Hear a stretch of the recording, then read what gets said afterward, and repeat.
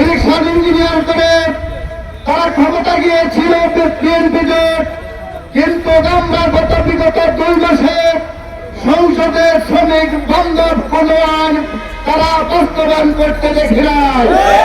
শ্রমিকদের আন্দোলনের মাধ্যমে শিকাগো শহরে এই ফয়লামে শ্রমিকরা সেদিন নির্যাতিত নিপীড়িত হয়ে তাদের অধিকার আদায় করেছিল।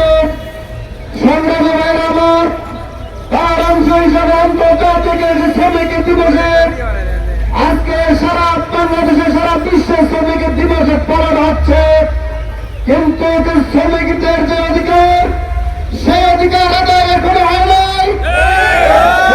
যে ন্যায্য পাওনা সে ন্যায্য পাওনা আমরা পাই নাই। আমরা মনে করেছিলাম বাংলাদেশে একটি শ্রমিক বান্ধব সরকার হবে। 12 ফেব্রুয়ারি নির্বাচনে ইলেকশন ইঞ্জিনিয়ার করে তারা ক্ষমতা গিয়েছিল বিএনপিতে, কিন্তু আমরা বিগত 2 মাসে সংসদে শ্রমিক বান্ধব কোন আইন তারা বাস্তবায়ন করতে দেখি নাই।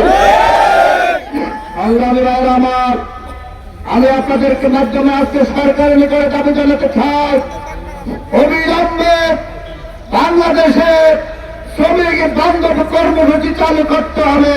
তাদের কর্মঘণ্টা ঠিক নাই, তাদের মজুরি ঠিক নাই। আমি আজকের এই সমাবেশ থেকে দাবি জানাতে চাই, ন্যূনতম শ্রমিকদের বেতন 25,000 টাকা করতে হবে। আজকে মহিলা শ্রমিকরা নির্যাতিত, তাদের জন্য কোন মজুরি বোর্ড নাই, ছুটি থাকার ব্যবস্থা নাই। আমি আজকের এই সমাবেশ থেকে বর্তমান সরকারকে জানিয়ে দিতে চাই, মহিলা কর্মজীবী শ্রমিকদের জন্য বেতন পুনঃসহকারে তাদের মাতৃকালীন যে সুযোগ রয়েছে অবিলম্বে 6 মাসের ছুটি কার্যকর করতে হবে।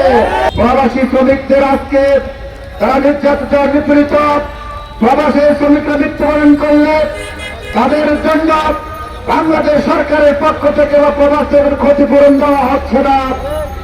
আহত নিহত যারা হয় তাদেরকে ক্ষতিপূরণ দিতে হবে এবং প্রবাস ফেরত যারা আসে তাদেরকে কর্মসংস্থানের ব্যবস্থা করতে হবে। বাংলাদেশের যে শ্রমিক বান্ধব লোক রয়েছে, বাংলাদেশ কৃষি প্রধান দেশ, এই দেশের শ্রমিকরা আজকে তাদের অধিকার হারা, বঞ্চিত, নিপীড়িত।